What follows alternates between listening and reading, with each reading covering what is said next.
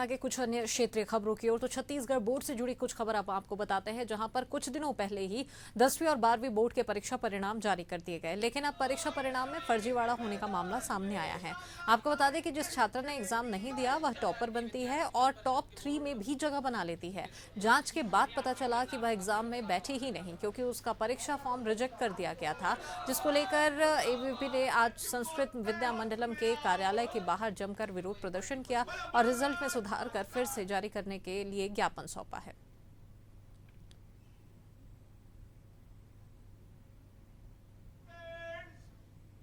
छत्तीसगढ़ संस्कृत विद्या मंडलम का विगत 15 मई को रिजल्ट जारी होता है।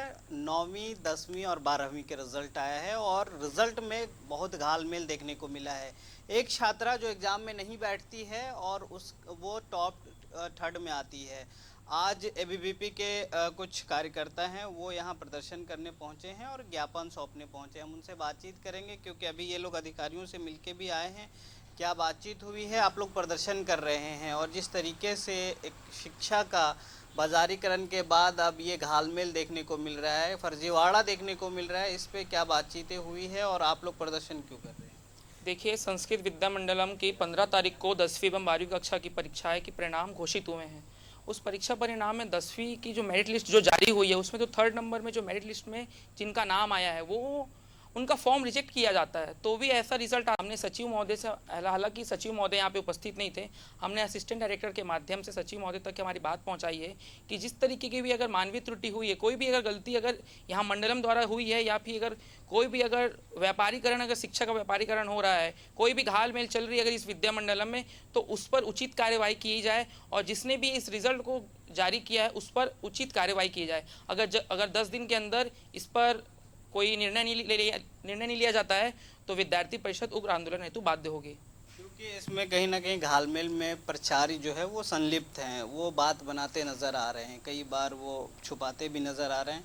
तो ऐसे दौर में जब संस्कृत की पढ़ाई जो है ऐसे विलुप्त के कगार पे है और इस तरीके से लोगों का अगर भरोसा उठ जाए तो फिर आगे किस तरीके से संस्कृत को बचाया जा सकता है, संस्कृत को संरक्षित?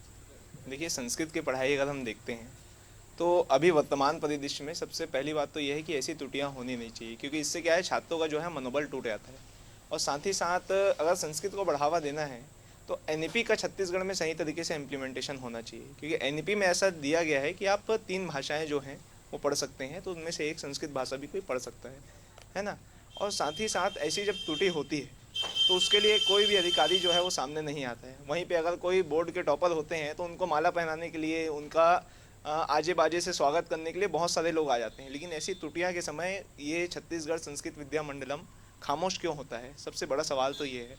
आज अखिल भारतीय विद्यार्थी परिषद यहाँ पे आया है और जो भी त्रुटियाँ हुई है मानवीय त्रुटि है ऐसा मालूम चला है हमको, और हम चाहते हैं कि इसके अंदर जल्द से जल्द जो है इसकी कार्रवाई की जाए और 10 दिन के अंदर यहाँ पे रिजल्ट जो है फिर से दिया जाए और जो छात्र हित का मुद्दा है वो यहाँ पे उठाया जाए।